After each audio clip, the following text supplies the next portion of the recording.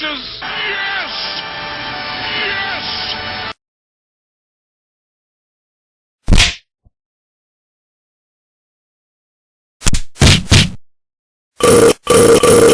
Screw you guys, I'm going home.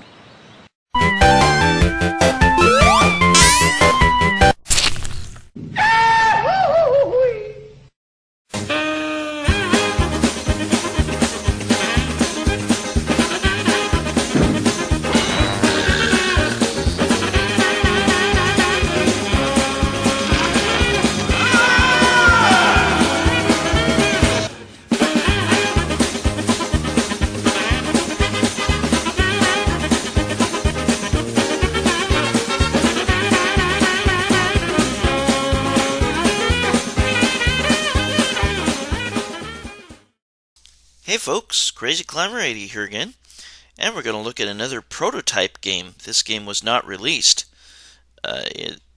for wide release in arcades. This is called Firebeast, and this is also known, I guess, as Dragon Master. This was created by Atari in 1983, and this was suggested by YouTube user Alan McClelland. And it's a trackball game. You use the trackball to control a dragon, a flying dragon, upon which is a wizard riding it. And your goal is to protect these dwarves that run about on the ground below you and let them get to safety. There is a cave from which they emerge on the left side of the screen, and they try to reach the right side of the screen. And on the way, they are in a valley, and you see not quite pixel by pixel of the valley being formed, but it's I guess for its time it was semi-revolutionary. You would see it a lot on like computers around that time and a little bit later. But you need to protect those dwarves, and oftentimes there will be, now this is really stupid, there will be these spores that fall from the sky. It's really dumb. It almost feels like Missile Command with the spores that you have to destroy seeming like they're the missiles from Missile Command. And you can destroy them with your fire breath from the dragon. The dragon is invincible, but if a spore or later on something else touches the wizard that's riding it, he will be killed and you will lose a life. There is the trackball to move your dragon, and there is also a fire left and a fire right button. And once the dwarves are all safe, then you go to the next stage. And here, the next stage is this cave where they dig for treasure. They don't collect the treasure themselves, you do. And there will be more spores falling. And now you're not on your dragon, you're on foot. But you can shoot left to right and try to take out the spores. And the spores can go underground, which is stupid. As long as you have one dwarf survive at least, that's okay.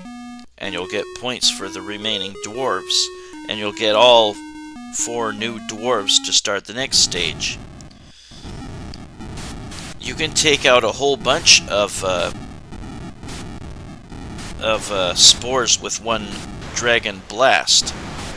You have a button to fire left and a button to fire right. And there we allowed all 4 dwarves to make it to the next valley. There will be red spores and there will be blue spores. The blue spores fall slower, and the red ones fall faster, and they have kind of twisty, windy patterns. And I let 3 of them survive. And now we go to another treasure cave. Now the dwarves do not pick up the treasure themselves. You need to go pick that up yourself. And you won't you won't fall down into the shafts. You move the controller to move around in the cave area. Once you collect all the treasures, or if all the dwarves are killed, then that will end the stage. The spores will just keep on falling down until either event happens. Now we have some sort of flying demon or something that will try to kill the wizard, and there will be monsters on the ground that the dwarves can run into. Eventually, they will hide out in like a tower or some sort of building, and you might need to force them out by touching them to make them move on to the next area. And if you lose all your dwarves, it's not all lost. You will fly to a new planet, but on the way, flying through space, there are spores. This game is just frickin' weird and kind of stupid, I think. There can also be flying rocks and more demon birds, and you see, whoops, I got killed. But then you'll be, on your next life, you'll be deposited on the new planet and have to protect 4 new dwarves. Oops, and a flying demon killed me. But the rest of the dwarves get to go to safety there. And like I said, there will be monsters roaming on the ground, and they will try to kill your dwarves. And if the dwarves hide out in a building, then you need to nudge them out and make them go forward. Once all the dwarves are safe, or you've lost all the dwarves, then the remaining spores will move much faster. Now we have these birds that can kill you. That sound effect, that I think that means that you lost a dwarf. They got killed by a spore or something else. But again, your wizard is not protected by the dragon. It will be killed by touching a spore or anything else. And you get an extra life at 20,000 points. That dwarf was almost killed by the spore. I just got the last treasure in time. But again, you have the trackball, and you have fire left and right buttons. Use the whole screen to get away from those stupid flying demons or whatever they are. You have varying distances before you can get to the varying distances before you can get to the next cave area.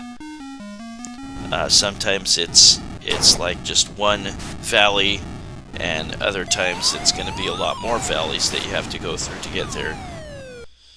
This game has kind of annoying, noisy sound effects. I'm not a big fan of it. I can kind of see why it wasn't released.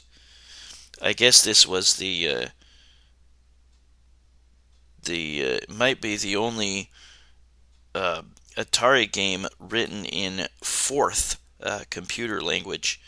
This was created by Ed Rotberg and Peter Lipson,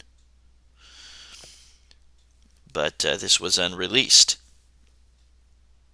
And it is Firebeast, also known as Dragon Master, and it was a prototype. But you gotta put in your initials if you.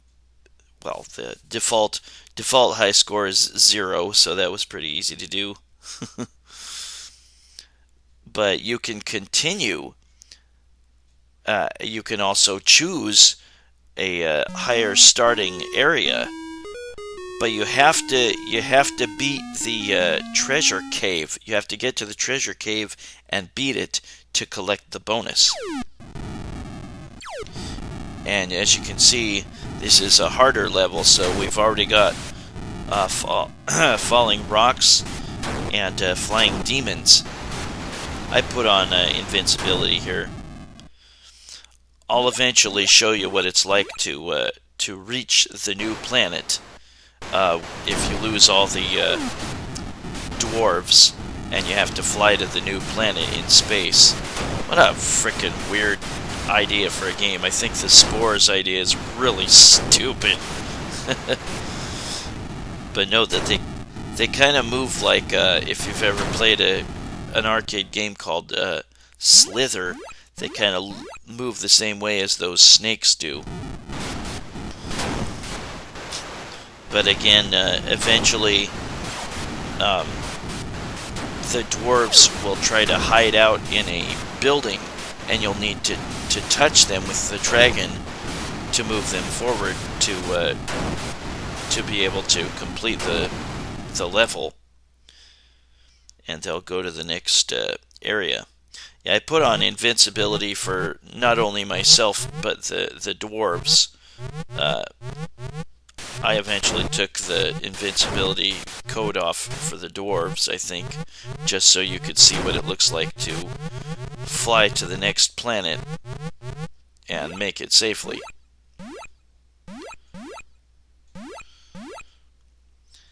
Yeah, this game's weird. I'm not a big fan of it, but you'll get more substantial bonuses for the later treasure caves that you complete. And this is I'm just showing you what it's like to safely make it to the new planet. Even if you die on the way to the new planet, on your next life, you will be at the new planet, and you'll have a new set of dwarves to protect. Yeah, I can't really get into this game, sorry. This is kind of stupid. I will have one or two videos coming up, I think, before I decide to start my 20 from the Nintendo Entertainment System series. And there, yeah, we go to the next planet with a fresh set of dwarves to protect. Yeah, that almost pixel by pixel drawing of the mountains kind of makes me think of some old golf games,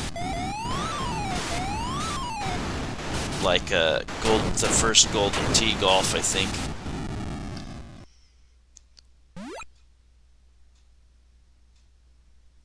Yeah, you can get bonuses for the amount of dwarves that you have left going to the next valley, or emerging from the treasure cave.